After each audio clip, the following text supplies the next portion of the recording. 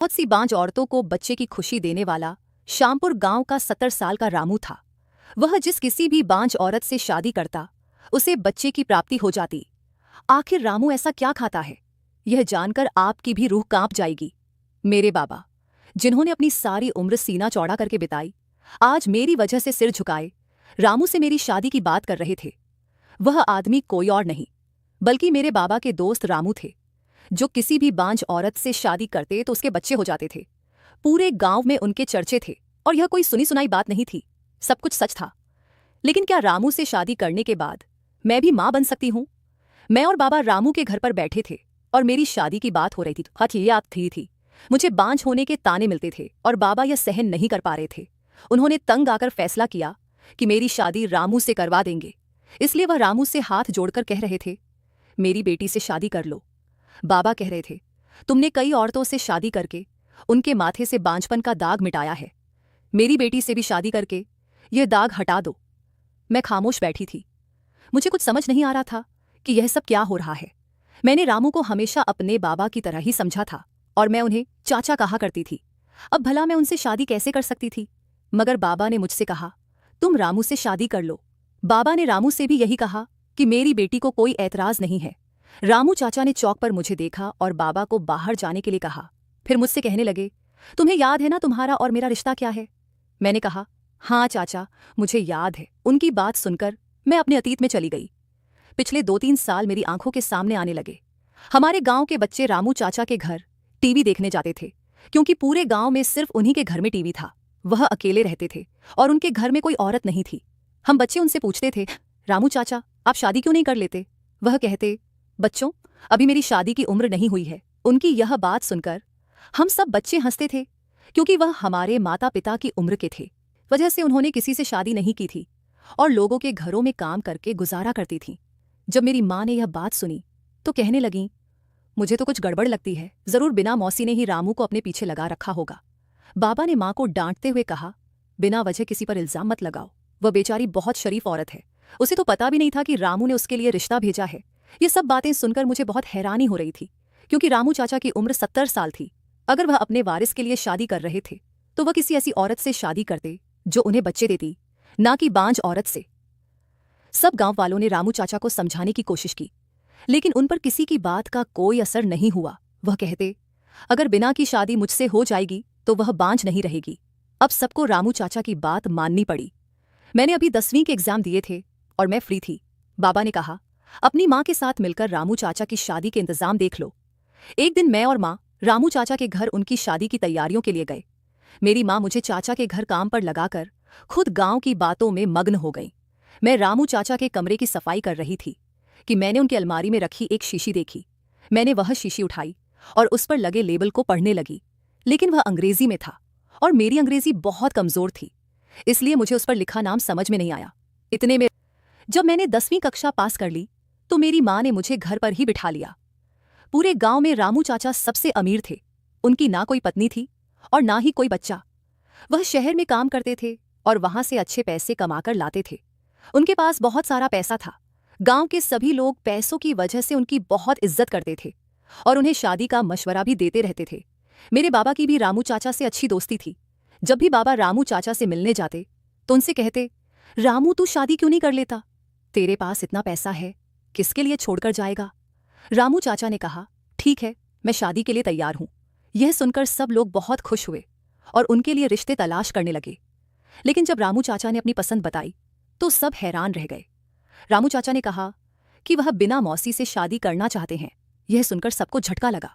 बिना मौसी हमारे गांव की एक औरत थी जिन्हें उनके परिवार वालों ने बांझ कहकर छोड़ दिया था।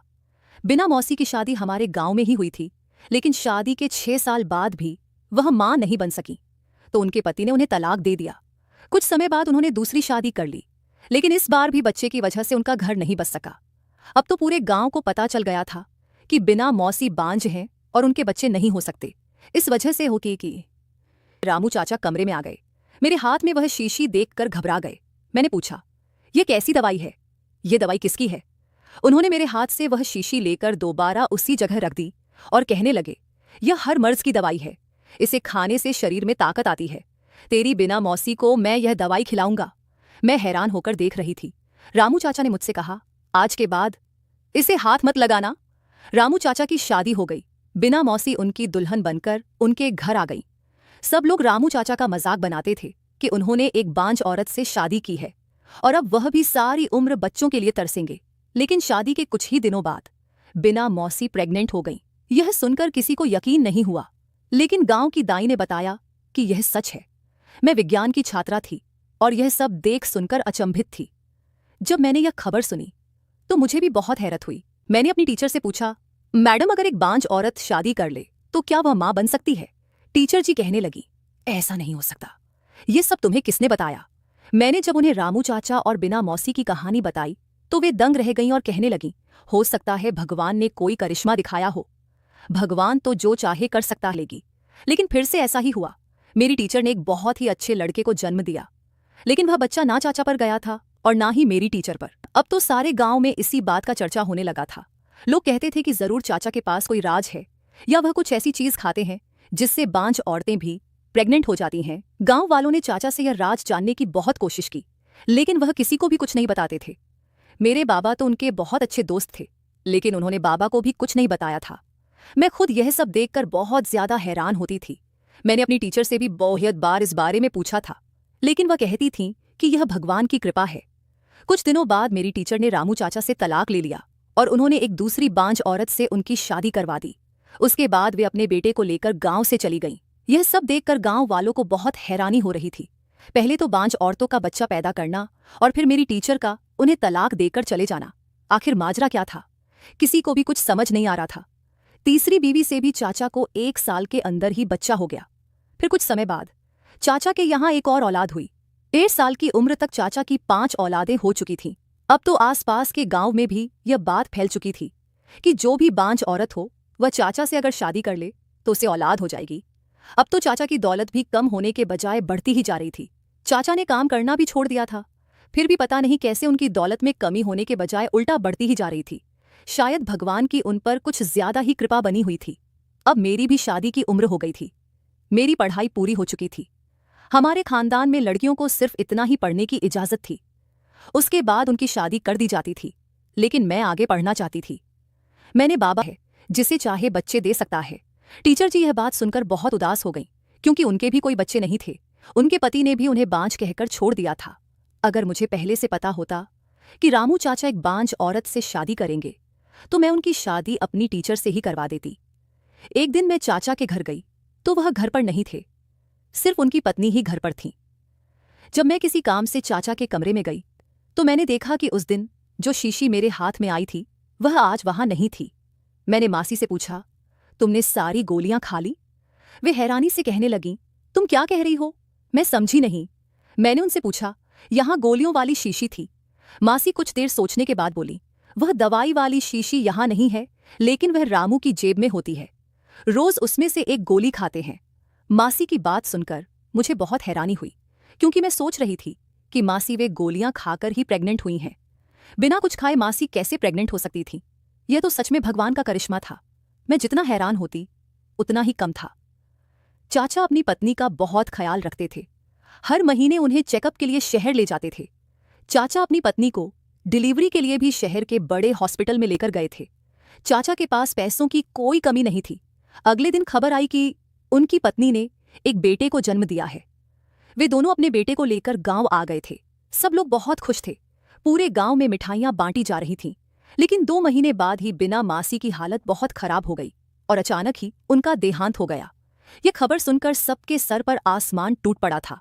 बिना मौसी की मौत को कुछ दिन ही गुजरे थे कि गांव वाले चाचा से दूसरी शादी के लिए कहने लगे। सब लोग चाचा से कहने लगे, पहले तो तुम अकेले थे, लेकिन अब तुम्हारे ऊपर एक बच्चे की जिम्मेदारी है।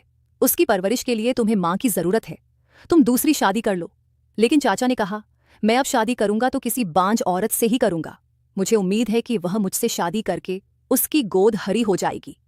जब मैंने चाचा की यह बात सुनी तो मेरे दिमाग में अपनी टीचर का ख्याल आया। चाचा मेरी टीचर से उम्र में बहुत बड़े थे, इसलिए मुझे लगा कि पता नहीं टीचर के घर वाले शादी के लिए मानेंगे या नहीं। लेकिन जब मेरी माँ ने उनके घर वालों से बात की तो वे फौरन इस शादी के लिए मान गए। कुछ दिनों में ही मेरी टीचर और चाचा की शादी हो गई। सब लोग बहुत खुश थे कि चाचा को दोबारा से पत्नी मिल गई और उनके बच्चे को माँ मिल गई। किसी को भी उम्मीद नहीं थी कि फिर से चाचा से शादी करने के बाद एक बांझ औरत बच्चा पैदा करने से इस बारे में बात की, लेकिन उन्होंने मेरी कोई बात नहीं सुनी और मेरे लिए रिश्ता देखना शुरू कर दिया। लेकिन मैंने बाबा से कहा कि मैं शहर में शादी करना चाहती हूँ, मुझे इस छोटे से गांव में शादी नहीं करनी। मैंने सुना था कि शहर के लोग बहुत खुले विचारों के होते हैं, वे अपनी औरतों पर पाबंदियां नहीं लगाते। मेरा बहुत मन था कि मैं घूम फिरूं और मेरा एक शौक था कि मैं बहुत सारी पढ़ाई करूं।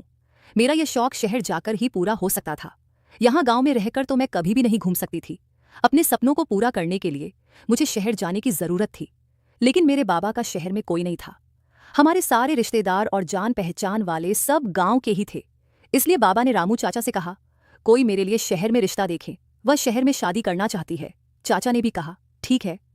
बदकिस्मती से उन्हीं दिनों चाचा की पत्नी का फिर से देहांत हो गया और चाचा फिर से अकेले हो गए। उन्होंने अपने बच्चों के लिए एक आया रख ली। वह अपने बच्चे अकेले नहीं संभाल सकते थे, क्योंकि उनकी भी अब उम्र हो गई थी।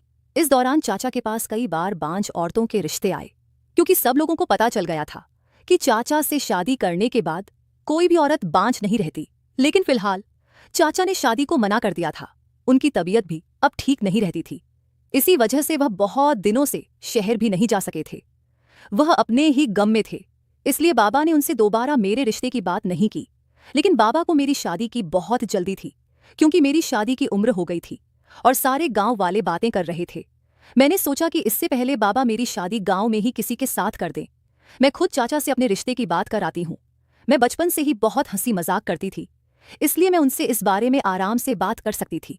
मैं अपने बाबा और माँ को बिना बताए लेकिन आपको तो पता नहीं किस बात की जल्दी थी कि आपने उनसे तलाक ली और उनकी दूसरी शादी करवाकर यहाँ से चली गई।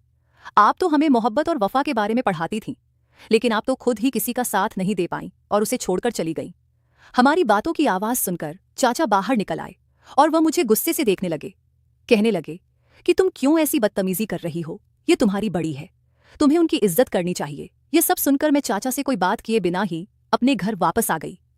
जब मैं अपने घर वापस आई तो मैंने देखा कि मेरे बाबा के दोस्त घर पर बैठे हैं और मुझे जिस बात का डर था वही हुआ।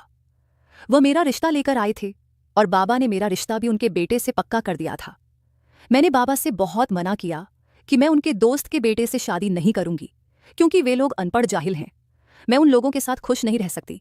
लेकिन बाबा ने मेरी कोई बात नहीं सुनी और ज़बरदस्ती मेरी शादी अपने दोस्त के बेटे से करवा दी। मुझे शुरू से ही उनके घर का माहौल पसंद नहीं था। वे लोग बहुत अमीर थे, लेकिन तमीज़ नाम की उनके घर में कोई चीज़ नहीं थी। मेरे पास कोई और चारा नहीं था। मजबूरी में अपने बाबा की इज्जत की खातिर चाचा के घर की तरफ चली गई। जैसे ही मैंने उनके घर में कदम रखा, मुझे अंदर से जानी पहचानी सी आवाज़ आई। मैंने कमरे में झांक कर देखा तो मेरे पैरों तले से ज़मीन निकल गई, क्योंकि मेरा शक सही निकला था। अंदर मेरी टीचर थी, जो अपने बेटे को गोद में लिए बैठी थी। वह चाचा से कह रही थी कि आप किसी बांझ औरत से शादी कर लें, उन्हें भी समाज में इज्जत मिल जाएगी और बच्चों की परवरिश भी अच्छे से हो जाएगी। चाचा कहने लगे कि अब मुझे किसी भी औरत पर भरोसा नहीं रहा। तुम लोगों ने यह राज अपने सीने में छुपाकर रखा है कि कैसे मुझसे शादी के बाद 5 औरतें प्रेग्नेंट हो जाती हैं। अगर किसी ने यह राज खोल दिया तो अच्छा नहीं होगा। पूरे गांव के सामने हमारी बेइज्जती हो जाएगी। मैं नहीं चाहता कि हम में से किसी की भी बदनामी हो। जो राज सालों से छुपा हुआ है वह छुपा हुआ ही रहे तो बेहतर है। अब मैं अकेला ही ठीक हूँ। मैंने बहुत गौर से उनकी बातें सुनने की कोशिश की, लेकिन मुझे उनकी कोई भी बात समझ में नहीं आई। मगर मुझे इतना अंदाजा हो गया था कि वह कोई राज की बात कर रहे हैं। शायद वह राज यही था कि चाचा की पत्नी बांझ होने के बाद भी कैसे बच्चे पैदा कर देती है। मगर उन्होंने पूरा राज खोलकर नहीं बताया, बंद लफ्जों में बात कर रहे थे, जिसकी वजह से मुझे कुछ भी समझ में नहीं आया। मैं वहीं खड़ी थी। टीचर जी बाहर आ गईं और मुझे देखकर उनके चेहरे का रंग उड़ गया। मैंने टीचर जी से उनके बेटे को अपनी गोद में ले लिया और उसे प्यार करने लगी। मैंने उनसे कहा कि मुझे समझ नहीं आई थी कि आप चाचा को छोड़कर क्यों गई थीं, और अगर छोड़कर चली गई थीं तो अब आप उनसे छुपकर मिलने क्यों आती हैं। मेरी बात सुनकर उन्हें थोड़ा गुस्सा आया और कहने लगीं कि मैं कोई छुपकर मिलने नहीं आती हूँ, सिर्फ आज ही आई हूँ। मुझे किसी ने बताया था कि उनकी पत्नी का देहांत हो गया, इसीलिए मैं मिलने के लिए आ गई। मैंने भी टीचर जी से आंखें फिरते हुए कहा कि एक बार जो छोड़कर चला जाए वह पलटकर वापस नहीं आता। अगर आप उन्हें छोड़कर नहीं गई होती तो वह आज इस हालत में अकेले नहीं होते।